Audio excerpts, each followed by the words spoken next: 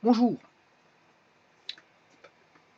nous sommes le dimanche 8 août 2021 avec bon, une journée qui a semblé très pluvieuse avec parfois de la petite clarté, mais en tout cas on a connu beaucoup de pluie et que certaines personnes commencent à s'inquiéter des pluies parce que ça commence à rendre les sols un petit peu mous et pour les constructions c'est très mauvais, hein. Bon, des sols comme ça très mous, c'est pas supportable pour les bâtiments. On peut avoir des effondrements de ponts, des effondrements de tout ce que vous voulez. Si dans les alentours, il n'arrête pas de pleuvoir, à un moment donné, la terre est molle, hein. Donc ici, on a eu que depuis le 21 juillet, bon, de la pluie, des temps variables, très peu de clarté et bien sûr beaucoup de vent. Donc c'était venteux. Et on a connu bien sûr tout le long jusqu'à aujourd'hui je m'excuse, des catastrophes et des cataclysmes. Des cataclysmes. Je vous rappelle qu'un cataclysme, c'est un bouleversement de la surface de la Terre par une catastrophe, hein. Et alors, ces cataclysmes, ben, on les a retrouvés euh, durant la mousson, durant cette période-ci, durant la mousson en Inde, en Chine et en Corée du Nord. Ben, ils ont connu des inondations meurtrières, qui n'a pas fait de cadeau. C'est la nature qui n'a pas fait de cadeau, je veux dire, euh, aux êtres humains. C'est tombé comme ça, c'est normal parce que c'est la mousson, mais donc il faut se prémunir des cours d'eau, faire très attention aux lieux habitables, hein. On essaie de ne pas habiter dans certains lieux où il y a voilà, des barrages, des cours d'eau, des rivières qui peuvent déborder, tout le tralala, tralala, des fleuves, etc., etc. De toute façon, on doit avoir des mécanismes de protection, des protections qui doivent venir aider les populations en cas de force majeure. Mais bon, quand la force majeure y est, ben, la présence voilà, de secours est plus difficile à avoir parce que tout le monde appelle en même temps. Donc voilà, il y a une saturation des appels téléphoniques de secours. Donc c'est difficile d'intervenir dans ces conditions-là. Alors on a connu aussi des incendies, voilà, des- beaucoup de canicules, hein, dans certaines régions du globe, et notamment avec des incendies. Mais les incendies ne sont pas forcément le fruit de la nature, ça peut être beaucoup le fruit aussi des mains de l'homme. Des mains de l'homme. Alors on a connu des incendies, je veux dire, en Californie, 180 000 hectares sont partis en feu de fumée, à un point tel qu'ils commencent à nommer même les incendies, comme on nomme voilà, on nomme les, euh,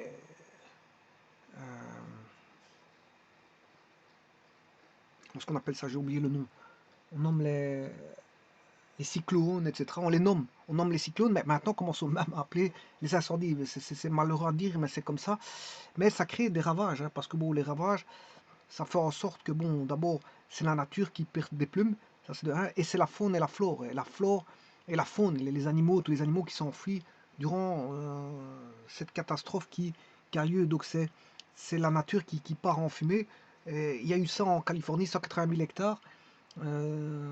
En Turquie, 100 000 hectares, et les feux ne sont pas encore éteints. En Grèce, je crois qu'ils sont à 60 000 hectares. Il y a eu la Macédoine, la Sicile, et tout le tralali tralala. Et généralement, je vous dis, c'est la main de l'homme. Bon, c'est des personnes mal intentionnées qui ne méritent qu'une chose, c'est voilà, de payer le prix fort au niveau de l'incarcération et sans remise de peine. Parce que bon, ces personnes-là, je veux dire, sont un danger public pour la nature, pour la faune, pour la flore et pour les êtres humains aussi. Voilà, donc ces gens-là, pris avec un briquet et un, comment est-ce qu'on appelle ça, bah, un briquet et de l'essence, il faut s'en méfier. Bon, maintenant, certains vont vous dire que bah, le briquet, le barbecue, ça sert à faire, euh, voilà, enfin le briquet, je m'excuse, le briquet et l'essence, ça permet à certains de faire des barbecues. Mais voilà, normalement, il faut installer des caméras de surveillance dans les bois, créer des pistes de traversée dans les bois, et surtout barricader les bois et interdire certaines personnes d'y accéder parce que les bois, voilà, c'est un bien naturel. J'ai bien dit un bien naturel et c'est pas un bien. Certains l'estiment bien national, mais c'est un bien international, quelle que soit la forêt. Si on va faire une déforestation de l'Amazonie, c'est un bien, voilà, un bien on va dire, naturel de l'être humain. C'est-à-dire, ça n'appartient pas forcément à un pays. C'est un bien qui est pour tout le monde. Si on commence à déforester, faire une déforestation, voilà, il risque d'avoir des déséquilibres planétaires au niveau voilà, du CO2, de l'oxygène, et tralali tralala.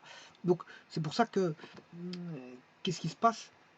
Il faut préserver au maximum la nature, quel que soit le pays. Quand il y a toujours un incendie dans un bois, quel qu'il soit le pays, il faut pas.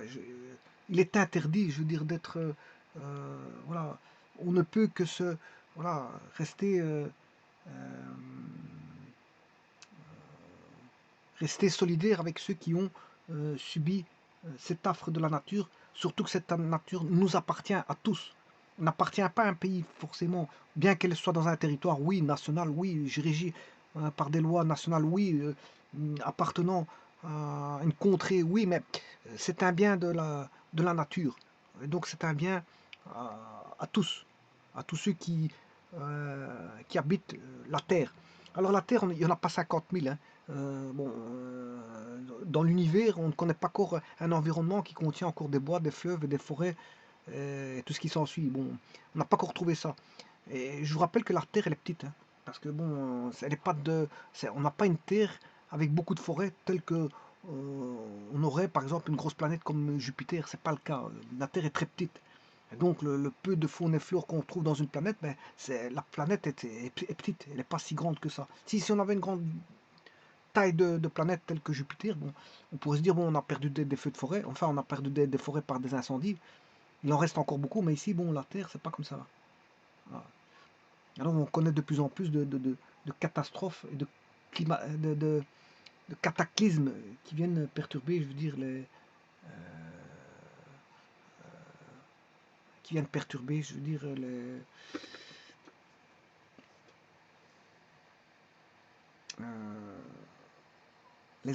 qui créent des aléas terrestres, en tout cas qui créent des aléas terrestres. Et généralement, comme je vous dis, c'est le fruit de l'être humain.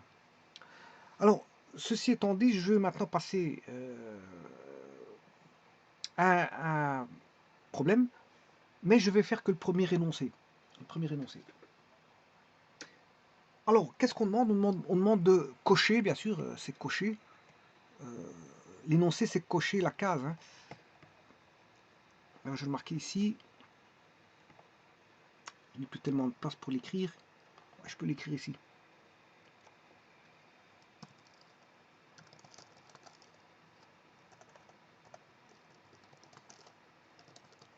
C'est une case à cocher. Coche la case. Si bien sûr, si c'est vrai, si c'est vrai. Si la réponse est vraie, il faut la cocher. Si la réponse est vraie, ben, vous devez cocher la case. Si la réponse est fausse, ben, vous ne devez pas cocher, ben, ça doit rester vide. Une coche signifie tout simplement que on a la véracité de la proposition. Et une case vide signifie qu'on a une fausseté de la proposition. Donc une proposition, là on a des propositions, on a bien sûr dans l'espace menu d'un repère orthonormé, on donne la droite et deux points, A et B. La droite elle s'appelle D, et la première des propositions c'est V1, 2, moins 1 est un vecteur directeur de D. Donc ceci, ça c'est la première proposition que je vais traiter dans cette vidéo. La seconde proposition c'est le point A appartient à D. La troisième proposition, les droites D et AB sont parallèles. La quatrième, c'est la droite D est incluse dans le plan alpha x plus y moins z plus 1 égale 0. Et finalement, la dernière proposition, c'est la droite AB est orthogonale à la droite. Bon, bien sûr, il faut la mettre en tant que assertion. Il y a une assertion qui est cachée derrière ça. Cette assertion, elle est soit négative ou affirmative. Donc, une proposition est de forme affirmative ou négative qu'on avance et qu'on donne comme vrai. Voilà. Donc on donne comme vrai, c'est-à-dire que la proposition soit vraie ou fausse. Voilà. Donc si l'assertion n'est pas l'assertion théorique n'est pas celle qui est donnée qu'on a en théorie ou qui doit être démontré par calcul. Et ici, je vais démontrer par calcul. Eh bien, bien sûr, qui est la bonne réponse, hein, démonstration par calcul avec la bonne réponse. Si l'assertion est vraie ou fausse, ben, vous devez affirmer ici que, enfin, vous devez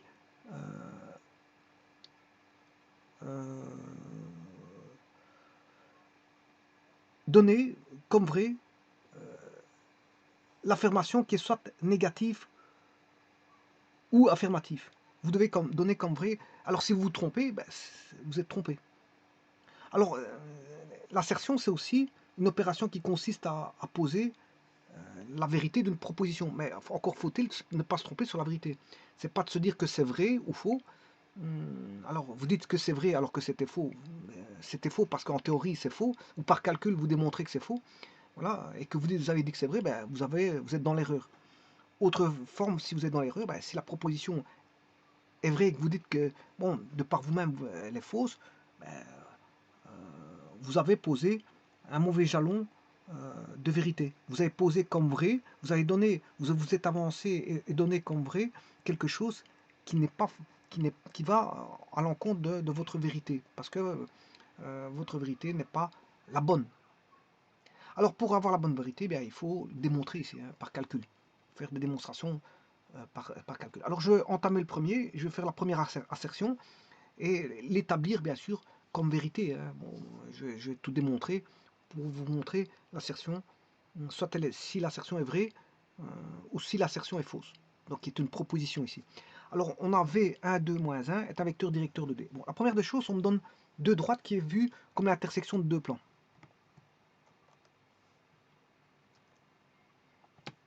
Alors, la droite ici est vue comme intersection de deux plans. J'ai une droite qui a pour équation deux plans. J'ai alpha, bêta, qui lui-même a pour équation bêta a pour équation. C'est-à-dire que dans ce cas-ci, vous faites alpha inter bêta, ben, vous avez une droite. Alors, la première équation, c'est 2x plus y moins 1 égale 0.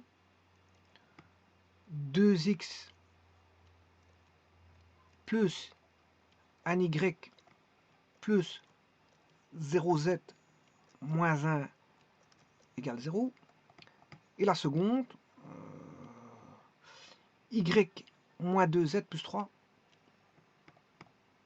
1y moins 2z plus 3 égale 0. Et en fait, il y a 0x. Voilà, comme ça, c'est complet.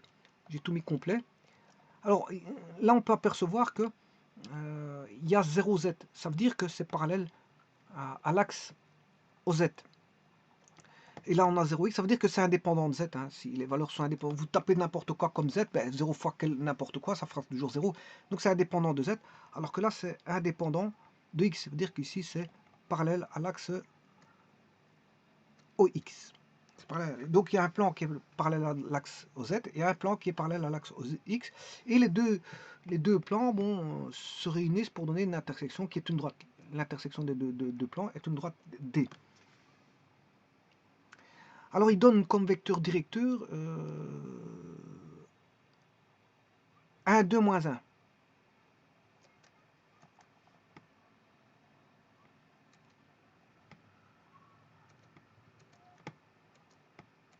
Hein. Alors ça, c'est ce qui est donné dans la proposition. Vecteur directeur de la droite, c'est égal à 1, 2, moins 1, suivant la proposition de l'énoncé. Alors la proposition dit que c'est une phrase qui dit que est un vecteur directeur de D. Bon, c'est une proposition. Maintenant, on doit en faire la rendre assertion, mais attention de ne pas se tromper, parce que l'assertion doit être bonne. Hein. C'est-à-dire que vous avez posé le jalon et donné comme vrai l'assertion. Alors l'assertion peut être soit vrai ou faux. Hein, c'est une proposition de forme affirmative ou négative. Voilà. Ici, là, il vous dit ceci, la proposition, ben, c'est soit vrai ou faux. Donc il faut le rendre assertion soit affirmative ou négative. Donc ce que vous devez dire doit être posé comme avancé comme vrai. Ou c'est l'opération que je vais consister à poser la vérité de la proposition. Sans me tromper, bien sûr, par démonstration, parce qu'il faut que je démontre ceci avant de dire que ce soit vrai ou faux, il faut que je démontre par calcul. Alors, on a l'équation, pour ça, j'ai deux plans, je vais créer à partir des deux plans,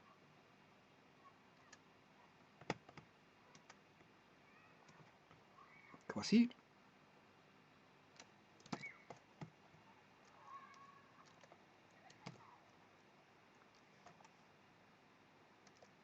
ça c'est l'équation d'une droite vue sous forme de deux plans. Alors, ce que je vais faire ici,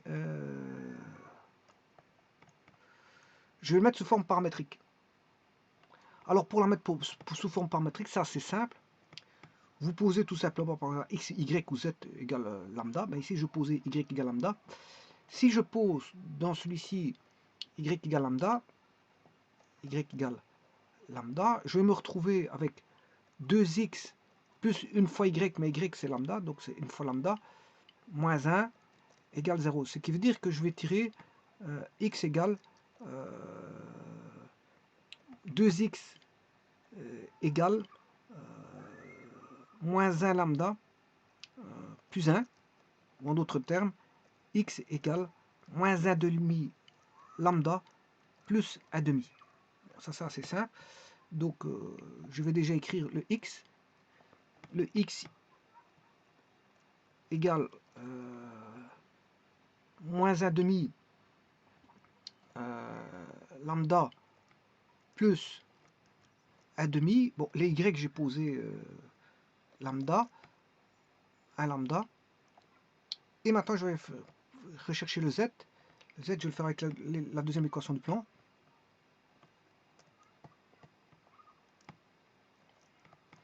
Donc le z, c'est le y qui vaut lambda. Donc on a un y, moi je vais le faire avec celui-ci bien sûr, un y moins 2z plus 3 égale 0, y c'est lambda, moins 2z plus 3 égale 0, donc j'écrirai que vos z égale moins 3, moins lambda, moins 3, et je divise tout par 2, par moins 2, je m'excuse, par moins 2, ce qui fait moins 1 demi lambda moins 3 demi. Et ça, c'est ma droite D vue comme... Alors, un vecteur directeur de la droite D, c'est D directeur vu comme... voilà, c'est l'équation paramétrique. Ça, c'est vu comme l'intersection de deux plans. C'est alpha inter bêta égale D. Par contre, là, c'est l'équation paramétrique. Alors, vous pouvez avoir l'équation coutumière. Ben, l'équation coutumière, ben, vous transformez tout par rapport à... L'équation coutumière, c'est x moins 1 demi sur moins 1 demi égale y moins 0 sur 1. Il suffit d'isoler le lambda. Z plus 3 demi sur moins 1 demi. Alors, le coefficient directeur, ben, c'est ce que vous avez là. C'est ce que vous avez là aussi. Bon, ben, moi, je vais tout faire x2, hein, parce que, bon, c'est... Le coefficient directeur, c'est multiple d'un coefficient directeur quelconque donné. Mais ici, je vais tout faire x2, ce qui fait moins 1, 2, parce que je fais tout x2, et moins 1. Alors, donc, tout ce qui est multiple à moins 1, 2, moins 1, ben, c'est un vecteur directeur. Alors l'énoncé donnait comme vecteur directeur 1, 2, moins 1. Alors maintenant je vais comparer. L'énoncé donnait 1, 2, moins 1. Vous voyez que lui et lui sont opposés. Lui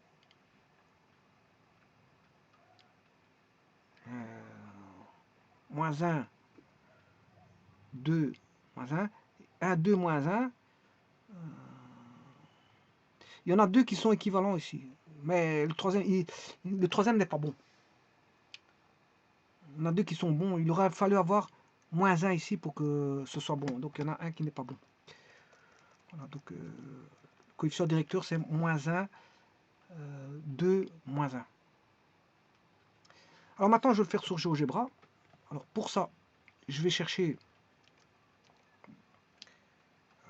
la droite D.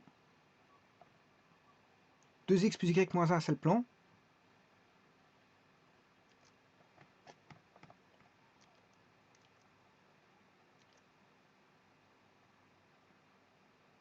On va fermer ceci et je vais chercher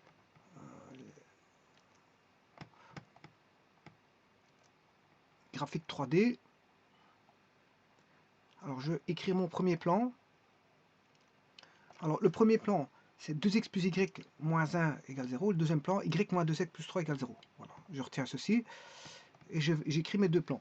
Donc c'est 2x plus y moins 1 égale 0. Voilà mon premier plan. Et mon deuxième plan, c'est y moins 2z plus 3 égale 0. Oui, ne prends pas parce que c'est en majuscule. Il faut le mettre en minuscule. Y moins 2z plus 3 égale 0. Voilà, j'ai mes deux plans. Et maintenant, je vais aller chercher l'intersection de mes deux plans. C'est-à-dire l'intersection de A avec B. Et on voit la droite qui est l'intersection des deux plans. Et vous voyez qu'il y a un plan qui est parallèle à l'axe OX. Alors l'axe OX c'est l'axe en bleu. L'axe OX c'est l'axe en bleu. Et l'axe en rouge c'est l'axe OZ. Voilà, et un plan qui est perpendiculaire à l'axe OZ. C'est normal parce qu'il y en a un qui manque le X, il y en a un qui manque le Z. Comme je vous ai dit. Et donc l'intersection, voilà, c'est la droite. Alors maintenant, c'est la droite en orange. Alors maintenant, je vais mettre le vecteur directeur qui a été trouvé.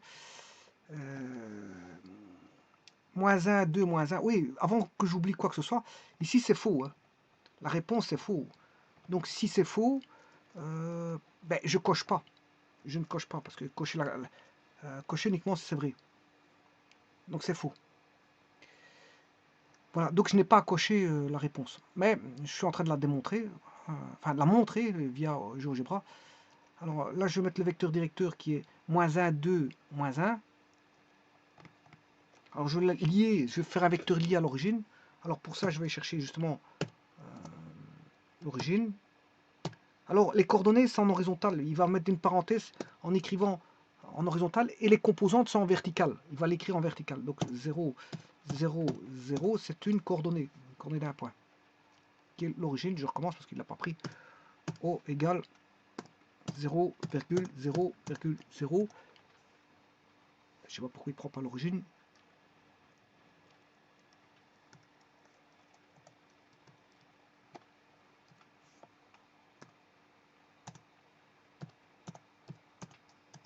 C'est bizarre. Pourtant, je n'ai pas de point O. Bon, je vais l'appeler F.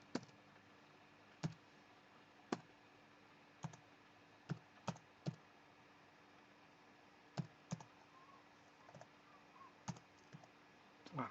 Il a pris le... Bon, je sais pas pourquoi il y a un point O voilà, qui est déjà peut-être pris. Là, il l'a mis F. Ouais, c'est peut-être ça. Le O, il a peut-être... Il a déjà défini le O. En tout cas, c'est pas moi qui l'ai défini, c'est GeoGebra qui l'a défini. F c'est 0, 0, 0. Alors je vais mettre une coordonnée qui est moins 1, 2, moins 1. Moins 1, 2, moins 1. F, P, qui est moins 1, 2, moins 1. Alors vous voyez que c'est une coordonnée parce que c'est en vertical. Maintenant je vais créer le vecteur F, P. Et là, ce sont des composantes. Il le met en vertical. C'est un vecteur, bon, il le met en vertical. Hein, donc, et ce vecteur-là, est-ce qu'il est parallèle à droite? Non, il y a un petit problème. Il y a un petit problème.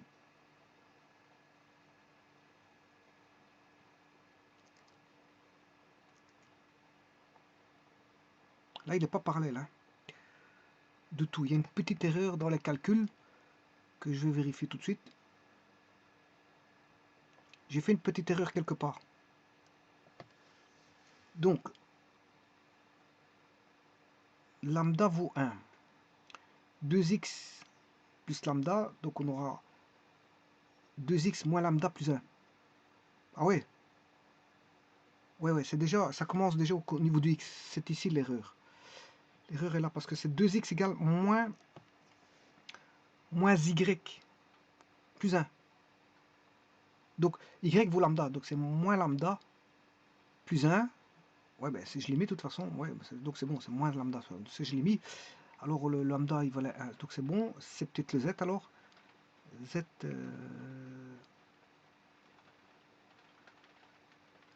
le z, c'est moins 2z égale moins 1. Ouais. Donc z est égal à 1 demi. Ici, c'est là que je me suis trompé au niveau du signe. J'ai fait une erreur de signe, donc c'est 1 demi. Donc là, c'est 1 demi. Et là, c'est 1 demi. Vous allez voir que tout est bon. Donc là, vous voyez que de toute façon, ça restait l'opposé ici, c'était encore valable. Là, c'était l'opposé, ça restait encore valable. Mais ce qui n'était pas bon, ces deux-ci devaient être opposés. Donc il y en avait un qui clochait. Il y en a un qui clochait. Si les deux étaient opposés, à ce moment-là, ça marcherait, mais il y aurait, il serait de même direction. Mais ici, c'est pas le cas. Hein. C'est pas le cas. Moins 1 et 1 sont opposés pour le x. Pour la composante en z, ils sont opposés, mais pas pour la composante en y. Donc l'erreur, c'est juste ça. Vous allez voir que le vecteur va se mettre correctement. Il faut que j'aille chercher le point. Et voilà, là il est parallèle. Il est parallèle. Alors maintenant, je vais vous montrer que l'autre n'est pas parallèle. Je vais remettre un vecteur, enfin un point Q, qui est cette fois-ci celui de l'énoncé. Hein, bon, il donnait 1, 2, moins 1. Vous allez voir que ça n'a rien à voir. 1, 2, moins 1. Voilà. Maintenant, je vais faire le vecteur FQ.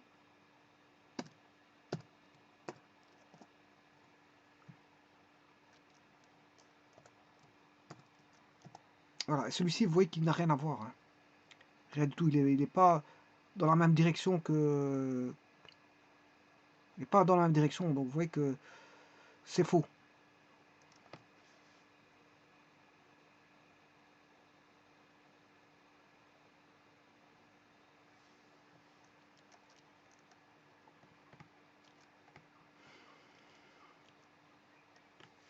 Donc la première question, c'est faux. Voilà, je vais en terminer ici pour celui-ci, et je ferai une autre vidéo pour le deuxième point. Je ne vais pas tout faire ici sur la même vidéo, parce que bon, ça sera un mélange. Généralement, je fais tout en même temps, mais ici, je vais les séparer. Je vous remercie.